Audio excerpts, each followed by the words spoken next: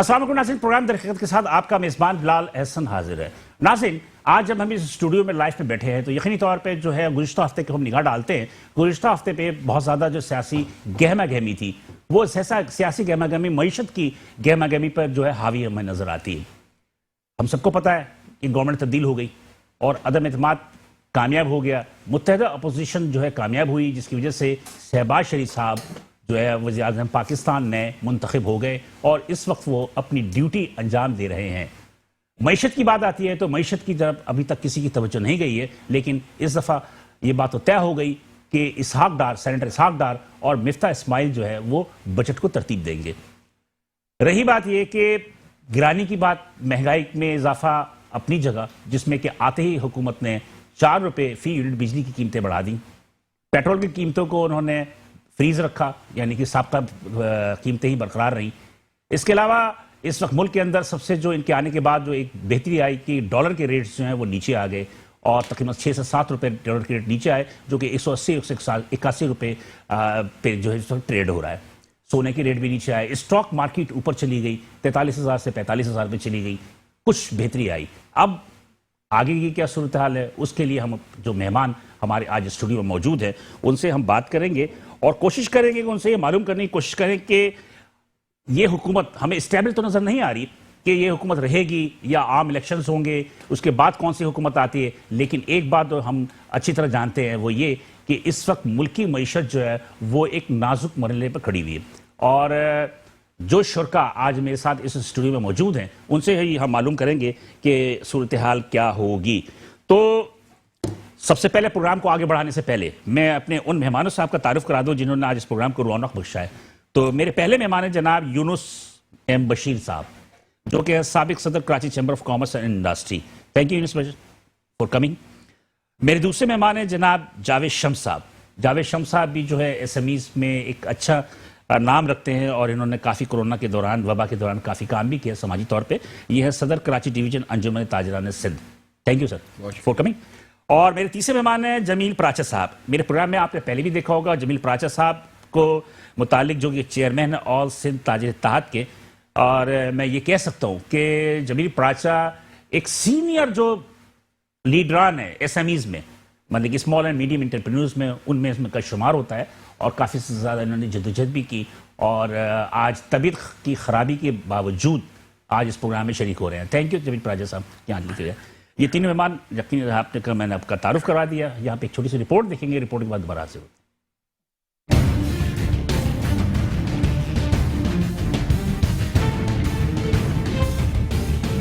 मुत्तहदा opposition की हुकूमत के बरसर इख्तिदार आने के बाद तयशुदा मनसूबाबंदी के तहत मुस्लिम लीग नून के रहनुमा शहबाज शरीफ बतौर वज़ीर आज़म मसनद इख्तिदार पर पराजमान हैं।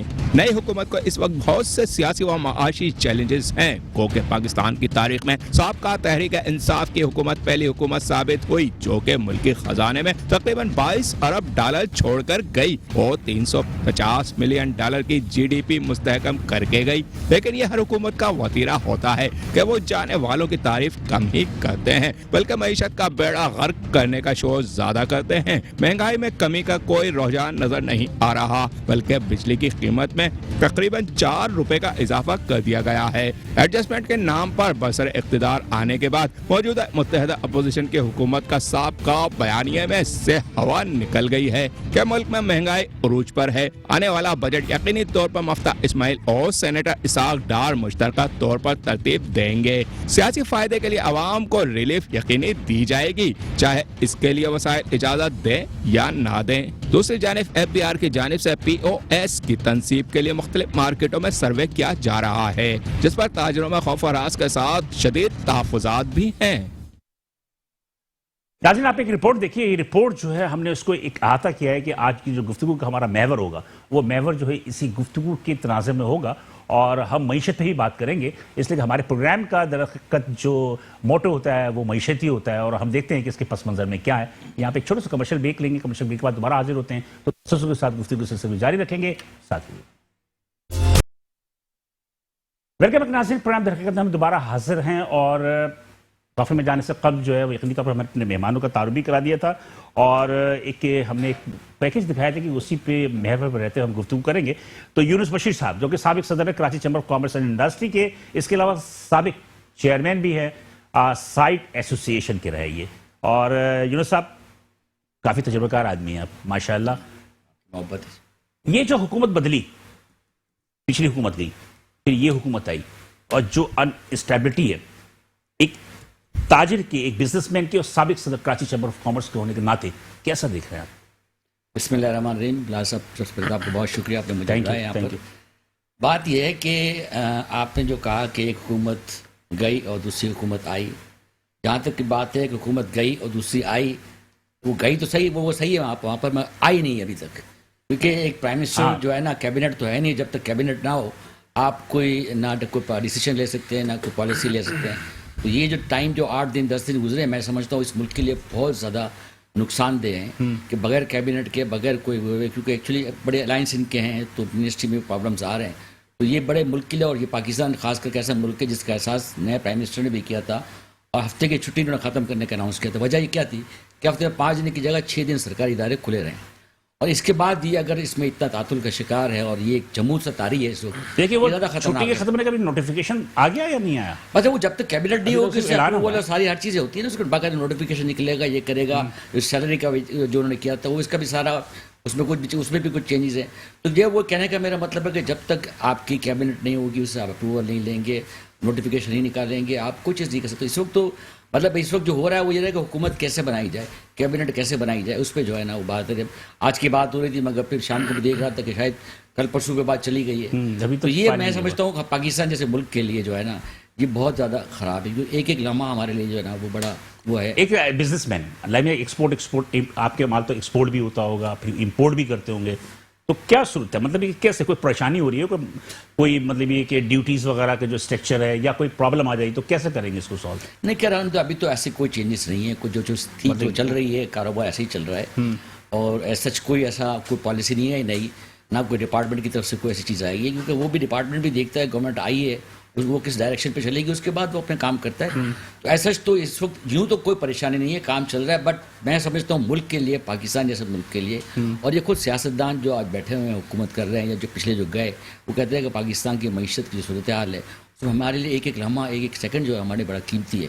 ये टाइम ज़ाया जो हो रहा है ये हमारे लिए बड़ा कीमती है, क्योंकि हमारे आप देखें रिजर्व्स भी हमारे काफ़ी कम हो गए, और ये रिजर्व टर्म एक तरीके से आप देखें तो पाकिस्तान तो एक्चुअली तो देखें तो डिफॉल्ट कर चुका है। अभी जो स्टेट बैंक की जो आई थी उसमें 22 अरब के बजाय 17 अरब डॉलर के रह गए, और तकरीबन मेरे ख्याल में 4 अरब डॉलर की इन्होंने अदायगी की है। वो 11 अरब के करीब तो है ना इसको रिजर्व जो है ना। अभी जो परसों आई है ना वो स्टेट बैंक, 17 अरब उन्होंने बताया, 10 अरब जो है वो स्टेट बैंक के पास है और 7 अरब डॉलर जो है वो कमर्शियल बैंकों के पास है। एक्चुअली जो आपको चाइना से और सऊदीया से और यूएस से आपने जो लिए हुए वो, लेकिन बहरहाल आप क्या समझते हैं कि इकोनॉमिक बेहतर हो है अभी या कुछ खतरा है, डामाडोल है?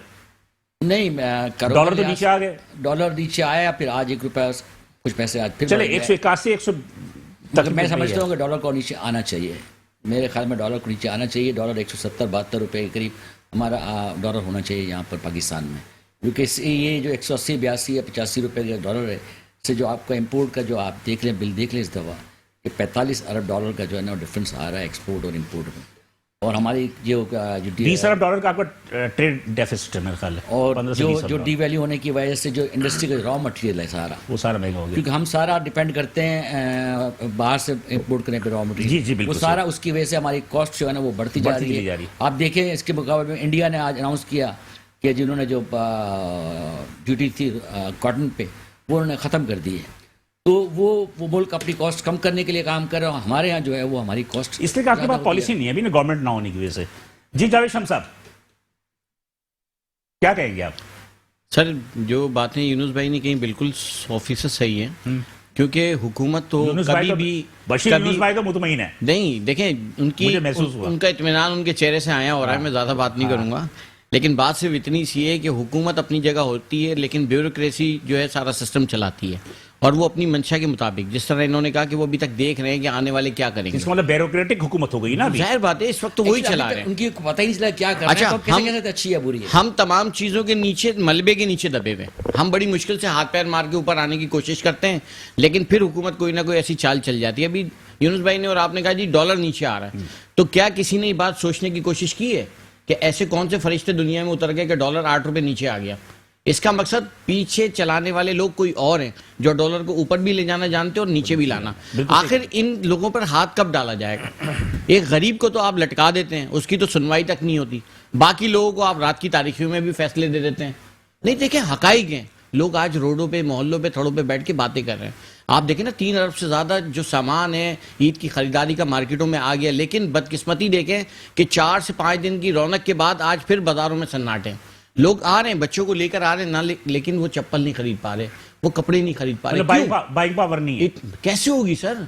जो जोड़ा उसने पिछले साल अपने बच्चे को 2200 रुपए या 2000 का दिलाया था, आज 4500 रुपए का भी उसको अवेलेबल नहीं है। किस तरह, कैसे मुमकिन होगा? किसी का एक बेटा या एक बच्ची तो नहीं होती, किसी के घर में 2 बच्चे की 4 बच्चे। आप जाके देखें कि जो पथारों पे रश है वो दुकानों पे नहीं है। और कुछ लोगों ने मुझे इंटरनली ये बात बताई है कि खामोशी से मुख्तलिफ लोगों को लाके दुकानदारों ने अपना स्टॉक पथारों पे लगवा के बेचना शुरू किया है कि कम से कम उनकी जो टर्नओवर है वो तो चल सके। जो उन्हें कंपनियों को पैसे देने, जो बैंकों से उन्होंने लोन लिए हुए वो पे करने, तो इस तरीके से आप ये कहना चाह रहे हैं कि लोगों के पास पैसे बिल्कुल नहीं है और ये एक घोरक धंधा बन गया है सर। ये वो जाता है, ये आ जाता है, ये सिलसिला बंद करें।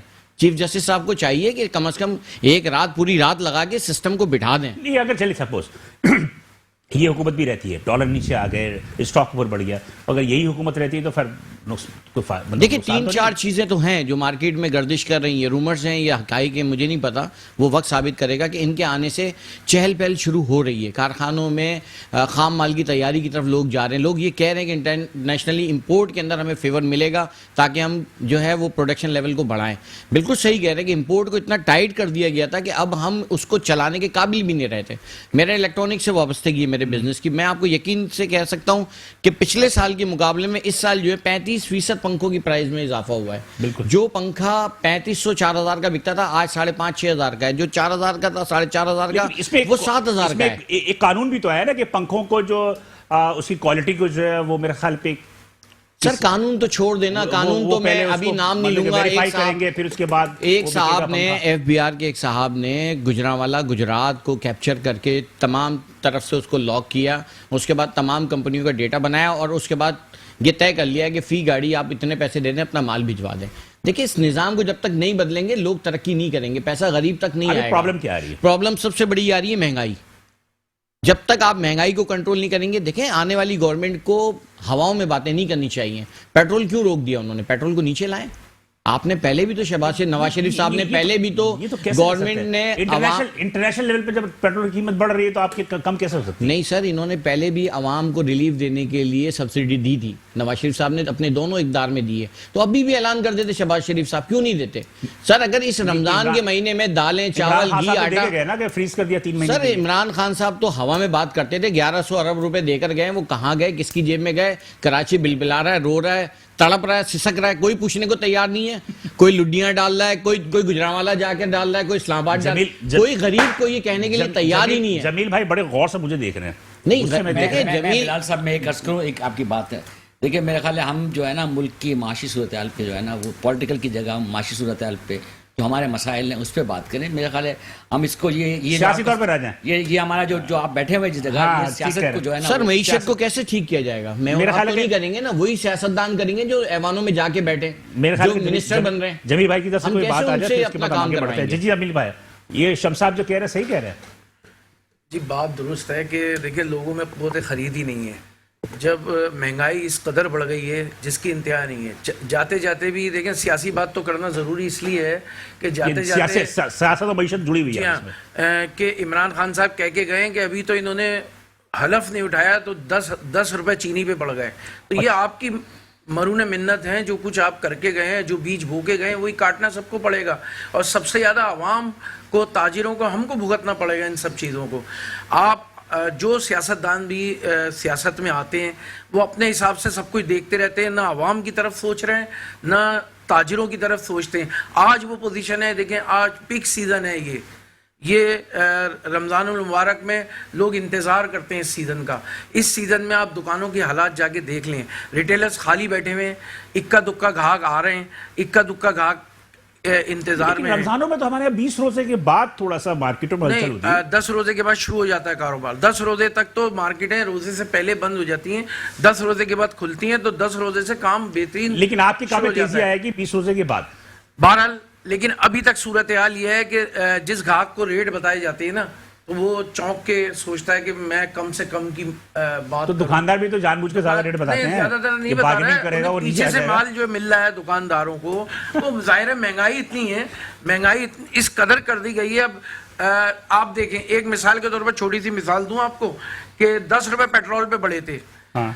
मैं बेकरी से डबल रोटी खरीदने गया, उन्होंने कहा जी 20 रुपए बढ़ा दिए। क्यों भाई? पेट्रोल पे 10 रुपए बढ़ गए। अब जब कम हुए पैसे, 10 रुपए फिर कम हुए, तो वो कोई किसी ने कम नहीं एक किए। मिसाल मैं भी दे दूं ना, कि चीनी की कीमतें बढ़ी, मिठाई की कीमतें बढ़ गई, सारी चीजें कीमतें बढ़ गई। जब चीनी की कीमत नीचे आई तो देखें रेट वही पड़ेगा। देखें आज जो है, लेकिन वो भी, लेकिन जमीन साहब मौजूद के साथ वो भी तो दुकानदार है ना, आपका ही भाई, पेटी भाई है। देखें बात यह है कि ये जो बड़े बड़े फैक्ट्रियाँ हैं, बड़े बड़े मिल ओनर्स हैं, ये सब उनकी तरफ से जो रेट हमारे पास आएंगे, हम उसी हिसाब से आगे उसे सेल करेंगे।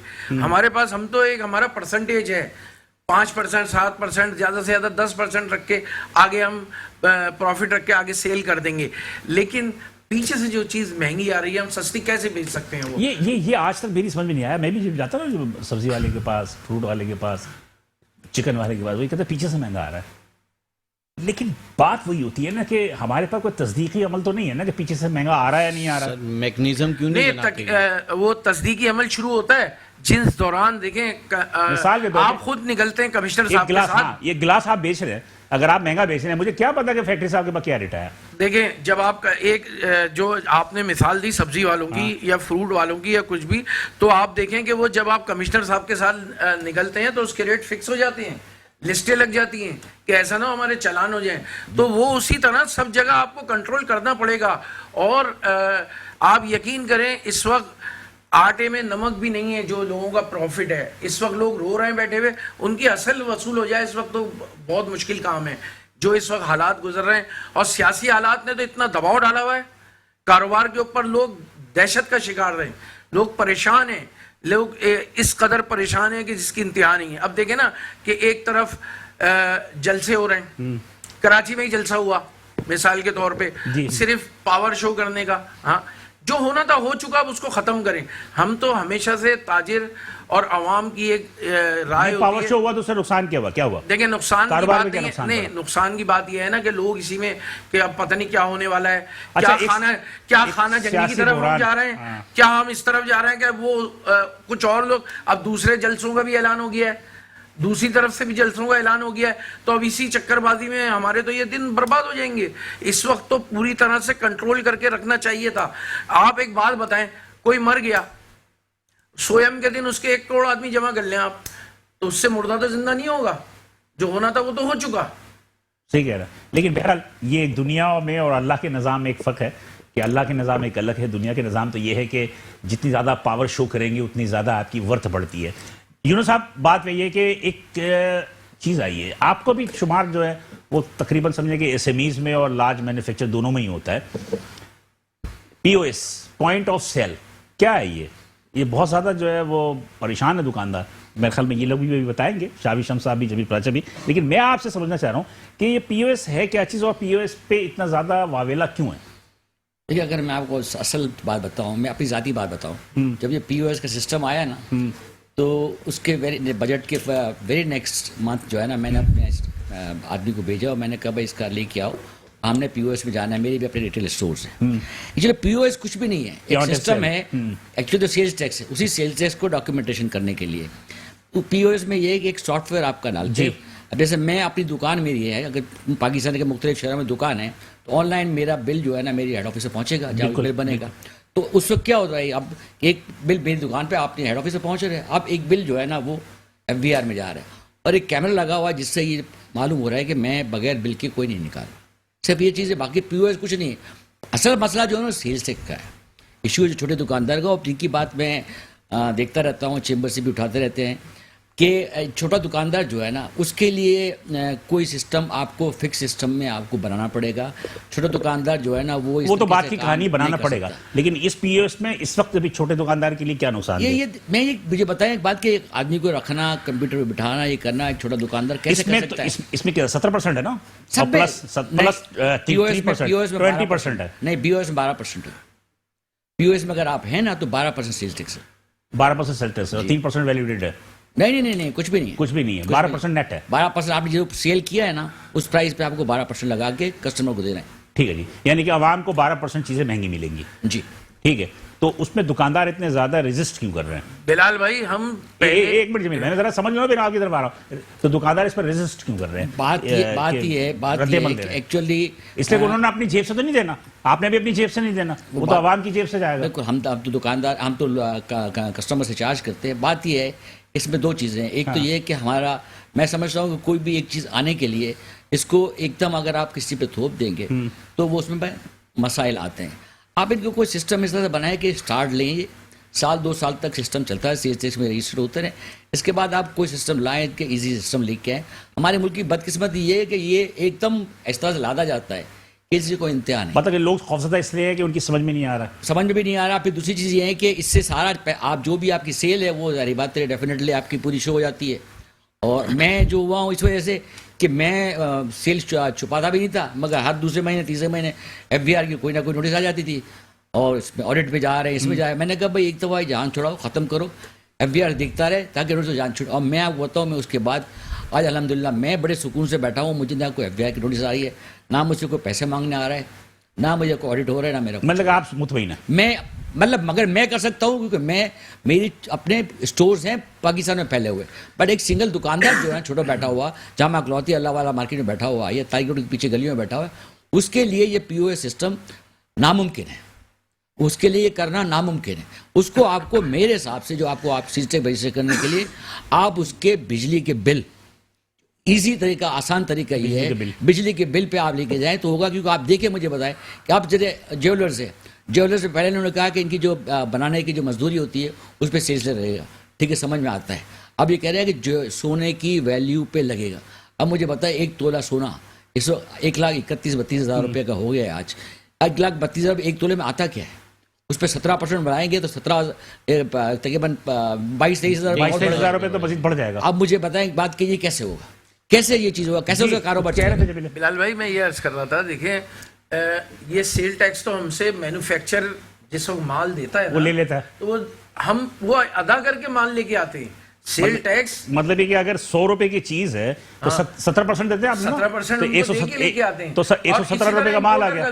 इसी तरह इम्पोर्टर का भी, इम्पोर्टर माल इम्पोर्ट करता है और 17% लगा के हमें दे देता है माल, जो प्रॉफिट करके। अब इसके अलावा हमसे फिर दोबारा मांगा जा रहा है वो कि रिटेल जब हम करें तो रिटेल में हम वो 17% मजीद ऐड करके और उसको आगे सेल करें। यानी 117 रुपए का माल जो आपने लिया इनसे, जी हाँ, उस पे भी 17% कर दें। जी हाँ बिल्कुल, यही कहा जाओ। दूसरी बात यह है कि एक छोटा दुकानदार, नहीं इसमें मैं आपको नहीं सुने, पहले मेरी बात सुनिए, 1 मिनट पहले क्लियर कर लेना। एक छोटा दुकानदार कैसे अफोर्ड कर सकता है डॉक्यूमेंटेशन में आना, कैसे अफोर्ड कर सकता है कि वो हर महीने अपना जो है ना रिकॉर्ड उठा के FBR को भेजे, कैसे वो अभी आपको चाहिए, पहले आप जो सिस्टम हमने पहले आपसे तय किया था कि फिक्स टैक्स का सिस्टम शुरू करें, उसमें ज्यादा से ज्यादा लोग आने की कोशिश करेंगे। क्लियर करना चाह रहा हूं सिर्फ ये बात जो है ना, मेरे ख्याल है यूनुस भाई मेरी बात सुनो, मेरी बात सुनो, आप पहले इन दोनों की बात सुन लें। नहीं, इन्होंने जो बात कही ना गलत बात हुई। नहीं आप सुन लें ना इसको, तरीकेकार जो इन दोनों की बात सुन लें, फिर मैं आपसे जवाब लूंगा, इसलिए कि आपको जज के तौर पर बिठाया मैंने। हाँ जी बोले। अच्छा फिर देखिए ना,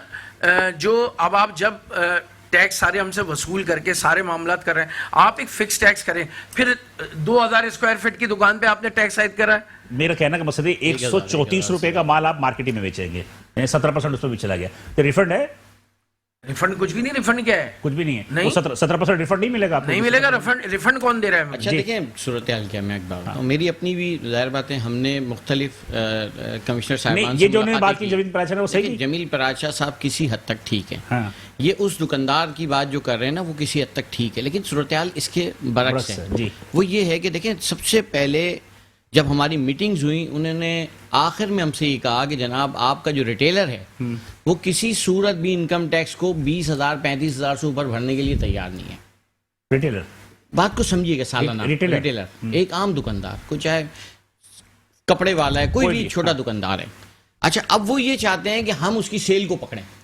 सेल को पकड़ने के लिए पहले तो एक बात डिसाइड कर दे मुझे, छोटा दुकानदार किसको कहते हैं आप? देखिए, छोटा दुकानदार वो है जो किसी आम ब्रांड से हट के मुख्तलिफ लोगों से सामान खुद खरीद के लाता है और अपनी दुकानदारी करता है, जिसकी कुल कायनात 10 लाख 15 लाख 20 लाख रुपए मालियत होती है। वो करोड़ों का माल लेके नहीं बैठा होता, ठीक है। वो फ्रेंचाइज लेके नहीं बैठा होता है। देखिए, फ्रेंचाइज वाले के लिए आसान है, जैसे यूनुस भाई ने कहा, रिटेलर के लिए बड़ा मुश्किल है। अब उसके लिए हमें बदकिस्मती से मैं फिर एक मरतबा ये बात कहने पे मजबूर हुआ हूं कि हमारे 30 साल से मौजूद लीडरान ने कभी भी इस लेवल पे जाके ताजरों को नहीं कहा कि आप इनकम टैक्स भरें, अपनी वर्थ को बढ़ाएं। जब तक आप लीगल तौर पे अपना टैक्स पे नहीं करोगे, हर इदारा आपको आके तंग करेगा। हमारी भी नोटिस आए, हमें भी कई जगहों पे परेशानी हुई, लेकिन हमने जाके बात की, वो नोटिस वापस हुए। जैसे भी आपने कहा था कि जो डेबिट कार्ड की स्विप करने वाली मशीनें लगी हुई थी उसके ऊपर नोटिस आ गए, तो सर वो तो ड्राई क्लीनर वाले के पास भी लगा हुआ था, तो क्या वो भी पीओएस में आ जाएगा? हमने जाके बात की, उन्होंने उसको जो है रिटर्न कर लिया, कैंसिल कर दिया।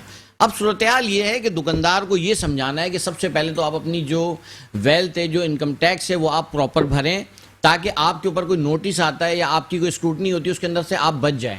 लोग क्या करते हैं, सिर्फ ये कहते हैं 15,000 भर दो, 35,000 भर दो। भाई नहीं, आपको बाहर आना पड़ेगा।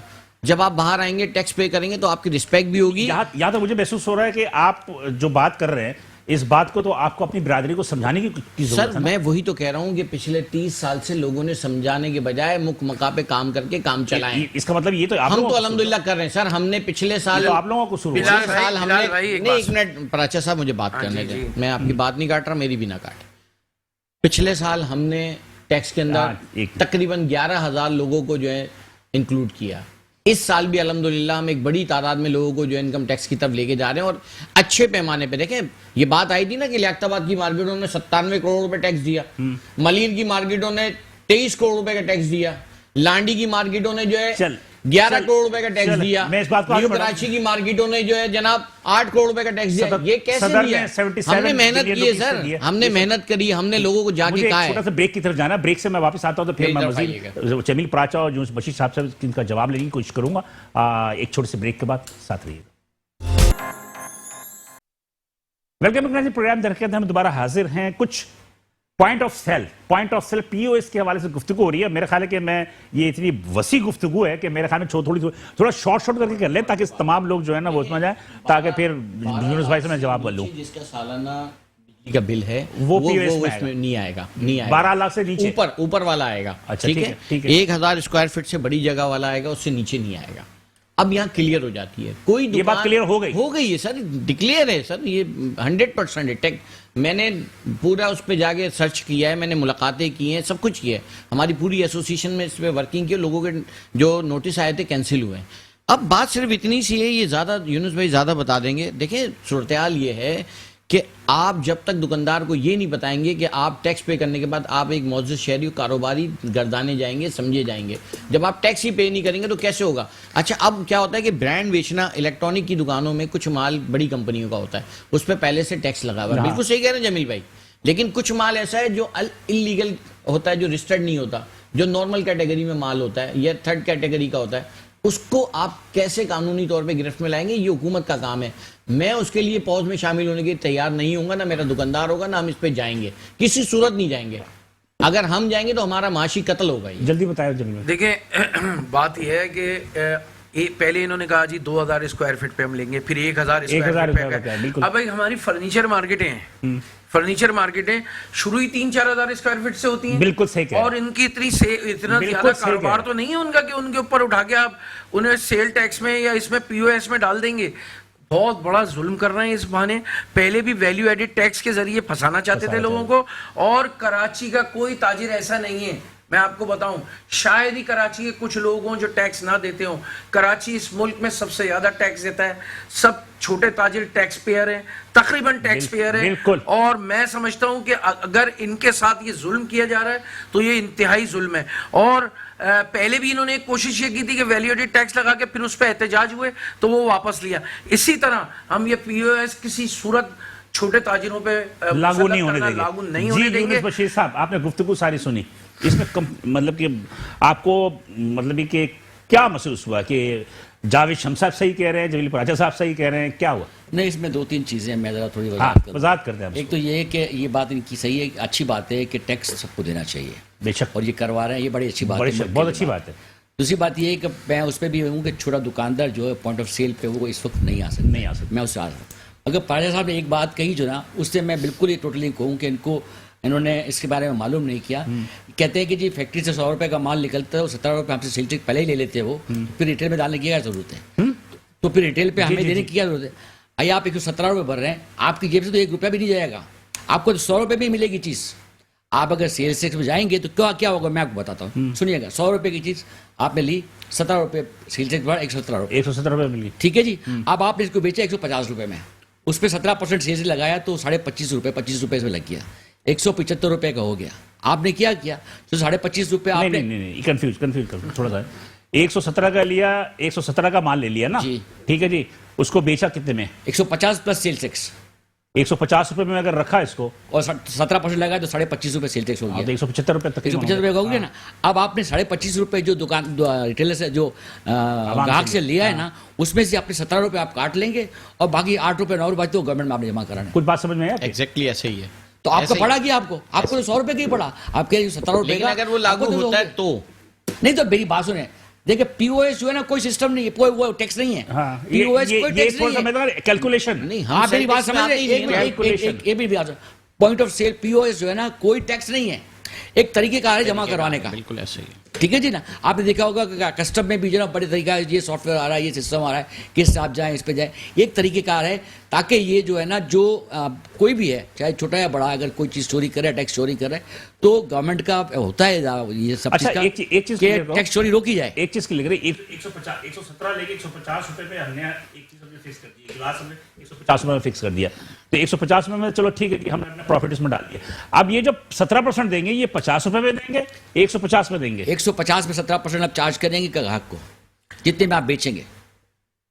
ठीक है, तो वही बात हो गई ना फिर। तो दुकानदार का नुकसान तो क्या? वही तो उसमें बात है, दुकानदार का नुकसान नहीं, आवाम का नुकसान हो रहा है ना, डायरेक्ट जो नहीं। वसूल कर रहा हूँ, यही तो आपसे कह रहे हैं। मैं ये कह रहा हूँ कि चीज यही- महंगी हो रही है। ये आप- चीज आप महंगी मेरी हो बात- रही है, चीज महंगी हो मैं रही है। आपसे महंगी यही वो अलग बात कर चीज रहा हूँ। है, वो बात बिल्कुल सही है। बात तो ये वो क्या कह कह रहे रहे हैं, हैं, आपसे ये मैंने कह रहे हैं कि बात हमें अलग की है। 117 रुपए लग जाते हैं, तो भाई हमसे हम- दोबारा पैसे क्यों ले हम तो जाए? आगे मैं प्रॉफिट ये बात रख कर के रहा भेज हूँ। देंगे ना, लेकिन हमें देना तो है ना वो। आपको वो आगे निकाल के देना है, डबल वसूल कर रहे हैं। नहीं यही बात नहीं, अरे डबल वसूल नहीं बात कर वही रहे, है। नहीं डबल मैं नहीं आपको वसूल। बता रहा हूँ, बात वही है। हम वो 150 का मिसाल के तौर पे 117 का ले बेचा, प्लस उस पर 17 रुपए और डाल दिए, तो वो 175 का जो बेच रहे हैं हम, 175 का बेच के फिर उसमें 17 रुपए हमें वहां जमा कराने हैं। हाँ जी। तो कहने का मतलब नहीं है कि वो नहीं जमा उसमें करना किस पे आए? है। जमील भाई मेरी बात सुने, 150 जो का आपने हमने बेचा, 17 रुपए पहले दिए। मेरी बात सुने, 150 दोबारा रुपए समझ लें थोड़ा सा। 150 रुपए का जो आपने बेचा, उसमें सेल्स टैक्स 17% से 25 रुपए आ गया, 175 का हो गया। हाँ। अब आपने जो 25 रुपए जो आपने उसको दिया 175 रुपए में, इसके आपने 17 रुपए जो वहां दे दिए हैं मेरे वाले को, जो सरकार में जमा कराए,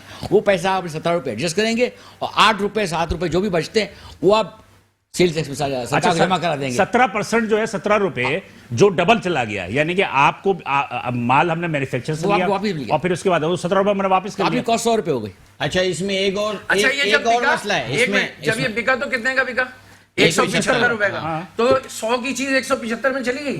मैं आपसे तो यही तो नुकसान- कर रहा ना, नुकसान आवाम का है, सारिफ आवाम का का है। यही तो आपसे कहा जा रहा है। नहीं, आप फिर वो कहा एक मेरी बात सुनिए, आप एक बात करते हैं, सारिफ का देखिए जी, नुकसान है। महंगाई की या तो टॉपिक रख लें, हाँ। या आप रख लें कि जी हम रजिस्टर नहीं हो सकते, हमारे पास वो नहीं है। तो हमारा जिस चीज टॉपिक को जो हम है, उसे कबूली क्यों हमारा करें? टॉपिक जो है वो ये जिससे- है कि ये जिससे नहीं हो जाके सकता हम दुकानदार। उसको वो ये कबूली कहना क्यों चाह करें? रहे यूसुफ बशीर महंगाई अलग चीज है, मैं मानता हूँ नहीं, उसको। नहीं, बशीर साहब वो ये कहना चाह रहे उसका हैं, impact वो ये हो कहना रहा है चाह ना, रहे हैं मार्केटों में कि rush बाइंग down पावर होना। खत्म हो जाएगी। खत्म मैं हो मोदी आपकी की बात बात। मानता जो हूँ, आज हो रहा है, बिल्कुल आपकी बात जो आज सही हो है। रहा है, आज सन्नाटे क्यों है? मैन्युफैक्चर तो दे रहा है, बाइंग माल पावर हमारे खत्म हो में। मैं आपको लोगों की बताऊं, बाइंग खत्म आपकी हो बात गई है। सही है। इस वजह से चेंबर्स जो सारे डिमांड करते हैं कि सेल चाहिए, सिंगल डिजिट में होना चाहिए, जो रखा हुआ है 17% ना, ये गलत इसको है। 6-7% पे ले आना चाहिए। बट मैं आपको बात बताऊं, असल बात जो है ना वो ये है कि रजिस्टर्ड होना है कि नहीं होना, बात ये है। अगर आपने रजिस्टर्ड होना है तो हर चीज पे बैठ के बात हो सकती है, नहीं होना तो एक अलग चीज हो अरे जाती है। registered असल तो चीज हैं महंगाई पहले तो से यार। महंगाई तो सारे के होगी। सारे ताजिर जो हैं, महंगाई तो हो रही है, income tax बिल्कुल महंगाई हो रही है। registered हैं। अब ये इसकी नया वजह से sale tax का निजाम लेके बिलाल साहब जाते देखिए, हैं, मैं बताऊं, registered एक नहीं अपर होंगे मिडिल तो। क्लास था ना,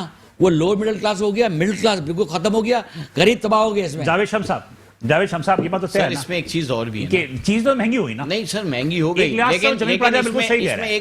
एक और भी लॉजिक है सर। एक और चीज सामने मैं आपको बताऊं, आज मीडिया पे दुनिया देख रही है आपको और हमें। देखिए मैन्युफैक्चरर जो पैसे लगाता है ना सेल टैक्स के, वो कंपनी गवर्नमेंट को टैक्स पे नहीं करती। मैं कितनी कंपनी को जानता हूं जिनकी प्रोडक्ट सालाना लाखों पीसेस में बिकती है, और उनके आप टैक्स पे जाकर अगर सेल टैक्स निकालेंगे तो वो हजारों में होगी। मतलब चोरी करते हैं। चोरी करते हैं सर, इंडस्ट्रियलिस्ट चोर है। ये चोरी हम पे लाजिम होती है, हम पे लागू करने की कोशिश की जाती है, लेकिन हम नहीं है। हम तो मजबूर हैं छोटा ताजर के, हमें 122 की चीज आती है 150 जावेद की शम्स बिकती है। साहब, जिसको मौका मिला, हमारे कौम का ये उसूल है कि जिसको मौका मिला, ठीक है जी, उसने मुस्तफीद हो गया। नहीं सर, जिसे मौका नहीं मिला हम वो इनकम मुस्तफीद नहीं टैक्स हुआ। के लिए तैयार हैं, हम दे रहे हैं, हम आप देते भी- रहेंगे। आप भी मौका तलाश लेकिन करें। ये सेल टैक्स जो इंडस्ट्रियलिस्ट लेता है, ये गवर्नमेंट को पूरा पे नहीं करता। आप रिसर्च कर लें, चेक करा लें, नहीं तो सियासत छोड़ देंगे हम। मैं सबूत पेश करूंगा कंपनियों पे। अच्छा, वो पूरे जमा नहीं होता। नहीं होते सर, नहीं होते। आप जाएं सर्चिंग अच्छा, करें। आप लोग लेते हैं, आप लोग पूरा जमा करते सर हैं। हमारे ऊपर लागू नहीं होता ना, हमसे तो कंपनी ले लेती है। अगर एक वॉशिंग मशीन में ले रहा हूं, उस पर 17% सेल टैक्स लगा हुआ है, मैंने तो उसको दे दिया। क्या कंपनी ने उतनी क्वांटिटी में सेल टैक्स कंपनी को दिया? नहीं दिया। इसको अच्छा। कौन चेक करेगा? मतलब कि ये काम भी हो रहा है। सर ये बस बहुत बड़ा गेम हो रहा है सर। ये अरबों रुपए का टैक्स चोरी होता है। पाकिस्तान तरक्की क्यों नहीं करता है? छोटा ताजिर की बात करते हो, छोटा ताजिर तो जान दे देता है सर दुकानदार। असल तो मामला ऊपर का है, गवर्नमेंट और वो मिल के सारा गेम घुमा देते तो हर हैं। जगह है। अच्छा, चीज़ हर में आदमी चोर नहीं है, हर आदमी चोर, जैसे हर आदमी लाजमी सी बात है, 5 उंगलियां बराबर थोड़ी होती टैक्स फाइलर है, इस तरीके से हर अच्छा आदमी इंडस्ट्रियलिस्ट भी है। लेकिन वहां कुछ ऐसे लोग भी हैं जो ये सारा काम कर हर रहे ट्रेड होते में हैं। होता है, हर ट्रेड में लेकिन होता है। लेकिन मेरा अपना जाती राय है कि अगर ये काम हो रहा और है तो सियासी- इदारों की मर्जी से हो रहा होगा सर- ना। सर- जो इदारे जो लेने वाले हैं उनकी सियासी मर्जी से हो रहा होगा आशीर्वाद के ना। अंदर पाकिस्तान सारा की निजाम बदकिस्मती तबाह हो रहा है है ना। सर। हाँ। सियासत की छतरी के नीचे सब तबाही हो रही है। इसको लपेटना पड़ेगा, निजाम को आपको सही करना पड़ेगा। मतलब सियासत की वजह से इदारे खराब हो रहे हैं और इदारे उनको corrupt हो सपोर्ट गए। करते हैं। अदारे मैंने कहा ना, इसलिए पूरा- इदारों की मुआवनत के बिना ये काम हो भी नहीं सकता। सर पूरे 2 महीने लॉकडाउन रहा, गुजरांवाला गुजरात से एक पीस नहीं निकला, ना बर्तन का, ना इलेक्ट्रॉनिक का, ना कपड़े का, ना किसी और चीज का। उसके बाद हर चीज का रेट तय हो गया कि वो एक कंटेनर निकलेगा, उसके इतने पैसे दे दीजिएगा, कपड़े वाला इतने देगा, फर्नीचर वाला इतने देगा, ज्वेलरी वाला इतने देगा, कॉस्मेटिक वाला। क्यों सर, क्यों? इन्होंने पैसों को यहाँ पर कमाने के तरीके मतलब रखे हुए। ये टैक्स नहीं है, ये भत्ता। ये भत्ता है सर, मैं प्रूफ दे सकता हूँ इनके ऊपर आपको, चले, मैं प्रूफ तो नहीं देने को कहूंगा। क्योंकि ये निजाम आपको बदलना है। बात ये है कि और दूसरी चीज सर, एक चीज और मैं बता दूं, टाइम कम है आपके पास, मैं एक चीज और बता दूं आपको। रिलीफ नवाज शरीफ, शहबाज शरीफ साहब को देना पड़ेगा। अगर उन्होंने सब्सिडी नहीं दी तो लोग पुराने कपड़ों में ही ईद की खरीदारी, ईद की नमाजें पढ़ रहे होंगे। और ये शर्म का मकाम होगा इन सियासतदानों के लिए। ये इतने अरबों खरबों रुपए की जो इन्होंने लोटो की तरह लोटो की खरीदारियां करी है, क्यों करी हैं? ये पैसा दे देना गरीब को। गरीब का बच्चा जब कपड़े छीन के बोलता है बाबा नया सूट लाके दो, उसके आंसू बाहर नहीं निकलते, अंदर निकलते हैं जो खून के होते हैं। हमने बहुत सारे वाकयात सुने कि सर, उसने आप तो खुदकुशी कर रोड पे ली, घूमते हैं, आपको सब पता खुदकुशी है। कर ली उसने, बच्चे को बहुत सारे। अभी आप बाजारों आप आए, मैं आपको कहता हूं अगला प्रोग्राम आप हमारे साथ मार्केटों में करें। हम कराची की 22 मार्केट आपको बड़ी इंशाल्लाह घुमाते हैं, आपको बताते हैं कि लोग किस तरीके से बच्चे बोल रहे होंगे बाबा कपड़े तो ले लो, और वो कह रहा होगा कल सुबह ले लेंगे, और कल सुबह ईद मैं होगी। आपकी बात से इत्तेफाक करता हूँ। मैं कौन जिम्मेदार है इस बात का? इन्होंने एक इल्जाम लगाया कि इंडस्ट्रियलिस्ट जो है उसमें कुछ ऐसे लोग भी हैं जो कि इससे जमा नहीं करते। जिस ट्रू देखिए मैं आपको बताऊं एक बात, मैं बजाते खुद तो किसी को, अगर बात यह है कि हर ट्रेड में अच्छे कहीं ना बुरे सब कोई हैं। अच्छे बुरे सब होते हैं, ठीक है जी, वो आप किसी को वो नहीं कर सकते। और ये बात भी आपने जो कही कि उसमें इदारे शामिल है, कि गैस की वो चोरी कर रहा है, फिर तो गैस कंपनी का नहीं है, वो शामिल होगा इदारे आपने। शामिल हैं, तो इदारे ये शामिल सब होते जगह ये चीज़ होती है। मगर मेरा ये कहना, और ये दूसरी बात, ये गुर्बत की बात कर रहे हैं कि नहीं ले पा रहा, आपकी ये तो कपड़ों की खरीदारी, अब दुकान की बात करें, मैं कहता हूँ बड़ी मुश्किल से डॉक्टर की फीस हॉस्पिटल में जाता है, डॉक्टर लिख के देता है कि ये टेस्ट करवा के बेचारा आके बाहर आके फाड़ देगा कि 5,000 10,000 में कहाँ टेस्ट कराऊंगा। इतनी महंगाई है। इसमें बोला, इसमें तो यार यकीन करें, अल्लाह माफ करे, इसमें तो डॉक्टर्स भी बहुत मुलविस होते हैं कि वो खास तौर पर कहते हैं कि इस जगह जाकर टेस्ट कराना, इस वाले से टेस्ट करवाना, इससे, और दवा भी जो है वो वाली देते हैं जिसमें कि दवा में से उन्हें कमीशन मिल रहा होता है। इसमें तो बहुत लेकिन कुछ इदारे जो इस मामले में नहीं थे सर, उन्होंने भी अपनी फीसें जमीन जो राजा, है। एक बात बताएं कि ये जो शम्स साहब ने कही बात, मैंने ये देखा कि कुछ जो रेस्टोरेंट्स हैं, कुछ आप लोगों की दुकानदार भी हैं जो मतलब कि अच्छे हैं। मेरे पास एक रिपोर्ट आई थी, वो रिपोर्ट तो नहीं चलाई मैंने, कि उसमें ये आया था कि जनाब कि बहुत सारे लोग जो है वो चार्ज करते हैं टैक्स, लेकिन जमा नहीं कराते। सिर्फ इंडस्ट्रीज की बात नहीं हो रही, ये छोटे दुकानदारों में भी ये बात हो रही है, रेस्टोरेंट्स के लिए बात हो रही है। इस पे क्या कहेंगे आप? इस पे कभी आपने काम देखिए, किया? इस पे अभी एक दो चीजें सामने आई थी जी। जिनका जो चीज का हवाला दे रहा है, मुझे तक भी वो पहुंची बातें। तो अगर कोई ऐसी चीज हमारे तक आएगी, हम इंशाल्लाह उसको जरूर सामने लाएंगे। हम ऐसा नहीं है कि लोगों की नुकसान होता रहे, लोग इसमें कि बढ़ते मैं रहें किसी का नाम और नहीं लेना गवर्नमेंट चाह का रहा। नुकसान कर ये बिल्कुल बात जो सही बात आज है। जावेद शम्स ने एक बात कही है, वो मैं ये उस बात बात मेरे को पास समझ में गया। पहले भी अच्छा, थी। देखें, एक क्योंकि कौमी मफाद की बात है, इस प्रोग्राम में आज सारी कौमी मफाद की बात है ना, नहीं, इसलिए मैं भी चंद बातें करूंगा। हाँ कर ले, जल्दी जल्दी कर लीजिएगा। मैं आपसे सिर्फ कहता हूं कि आप लोग लीडर हैं, आप लीडर अपने लोगों को समझाओगे तो सारी चीजें होगी ना जी। बिल्कुल इंशाल्लाह, अगर कोई ऐसी बात है तो इंशाल्लाह हम अवेयरनेस प्रोग्राम देंगे लोगों को कि भाई आप जो लोग हुकूमत के नाम पे पैसा ले रहे हो, दो लोगों को वापस। अच्छा, आप जल्दी कौमी बात क्या बात करना चाह रहे हैं? जल्दी से देखिए, करिए। बात यह है कि इस वक्त चंद बातें बड़ी अफसोसनाक सामने आ रही हैं। मसलन? कुछ सोशल मीडिया पे कुछ लोग जो है फौज पे तंज कर रहे हैं, तो उसके लिए हम कह देना चाहते हैं कि हम हर कीमत पे हमें अपनी पाक फौज पे नाज है, फख्र है। बेशक। हमारी पाक फौज जैसी दुनिया में फौज नहीं है। बेशक। तो हम चीफ ऑफ आर्मी स्टाफ को भी सलाम पेश करते हैं और पूरी फौज को। हाँ, अपने इदारों को एक बात ये ज़रूर कहूँगा कि हमारे इदारे इस वक्त, क्योंकि दुनिया की निगाह जो है वो एटमी प्लान पे आपके, तो उसकी हिफाजत ज्यादा से ज्यादा बढ़ चढ़ कर करें। और साथ साथ तमाम सियासतदानों को भी सलाम। सियासतदान। जी जी जी जावेद शम्स साहब। सर 3 वक्त की रोटी 1 वक्त पर आ गई है। खुदा का वास्ता सियासतदानों, अपनी सियासत के चक्कर में वो 1 वक्त की रोटी भी गरीब से मत छीनो, वरना वो तमाशा होगा रोडों पर, वो खून खराबा होगा जो हालात ना संभल पाएंगे, खुदा ना खास्ता। आपको समझ में नहीं आ रहा है कोई खाना जंगी वंगी का चक्कर खतरा तो नहीं हो रहा है कि नहीं वो सर, क्या clash? मकसद क्लैश तो इस हद तक हो गया है कि अभी इन्होंने सही कहा बिल्कुल जमील भाई ने, कि एक साहब ने अपनी जो है वो इजारादारी दिखाई, अपना शो दिखाया, अगले दिन जो है 2 दिन के बाद एक साहब ने और ऐलान कर दिया। तो मकसद क्या, ये खेल तमाशे चलते ही रहेंगे। इससे मईशत पर यानी बहुत कोई बहुत भी ही भूख असर आ रहा है। हड़ताल सियासतदान नहीं कर रहा कि महंगाई को हम नीचे लाएंगे, पेट्रोल हाँ। के प्राइस को नीचे जी, लाएंगे। बिल्कुल, ये बिल्कुल, इनके काम बिल्कुल। नहीं है। लोटे खरीदने के लिए इनके पास टाइम है, उनके पैसे भी एक दूसरे को ऑक्सीजन लगा के असेंबलियों में लाने का टाइम है। अरे भाई, इंसान बन जाओ, खुदा का वास्ता यार, मुल्क को संभाल लो। ओके। नहीं संभाल सकते तो ताजिरों को यूनुस आने भाई, का आखिरी मौका दो, जुमला बता ताजिर दीजिए संभाल कि क्या लेंगे। कहना चाहेंगे? मैं आपको समझता wind up हूँ कर कि रहा हूं। देखिए, जो मुल्क गंभीर सूरत हाल में है और इसका वाहिद हल मुझे लगता है कि जो 3 सुतून है, अब 4था सुतून बना रहे हैं कि गवर्नमेंट जो है ना, कोई भी पॉलिसी बिजनेस की बनाने से पहले बिजनेस कम्युनिटी की कोई कमेटी बनाए और उनसे मशवरा जात लिए कि जी हमारा रेवेन्यू भी बढ़े और कारोबार भी बढ़े और महंगाई भी कम हो। ये चौथा पिलर जब तक आप इंडस्ट्रियल नहीं बिजनेस बनाएंगे, कमेटी को नहीं। नहीं बनाएंगे, ये ये इख्तलाफात नहीं रहेंगे। इख्तलाफात I बहुत agree, शुक्रिया। sir, मैं एग्री करता हूँ। बहुत शुक्रिया तीनों मेहमानों का। मेरा ख्याल है कि नाज़रीन की एक अच्छी गुफ्तगू हुई और इंशाल्लाह ताला आइंदा भी इसी मौजूद पर हम गुफ्तगू करते रहेंगे। लेकिन बहरहाल आप बेहतर समझ सकते हैं कि फैसला क्या होना चाहिए। बिलाल हसन को इजाज़त दीजिए, अगले हफ्ते इसी दिन इसी वक्त आपसे दोबारा मुलाकात होगी। उस वक्त अल्लाह हाफ़िज़।